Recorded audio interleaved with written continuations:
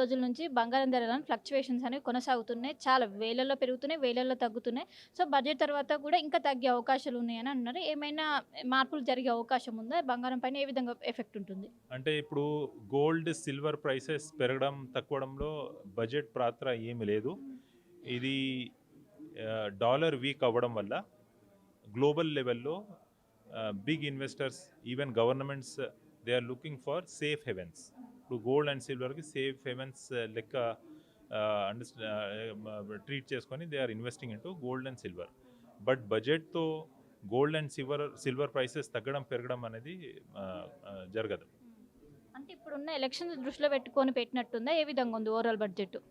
ఏం లేదండి. ఇప్పుడు ఎలక్షన్‌తో ఈ బడ్జెట్‌లో దేనికి సంబంధం లేనట్టు అనిపిస్తుంది. ఎందుకంటే పర్టిక్యులర్ స్టేట్ కూడా ఫోకస్ లేదు. ఇప్పుడు మనం తెలంగాణ చూసుకుంటే హైదరాబాద్ పేరు 3 సార్లు వచ్చింది.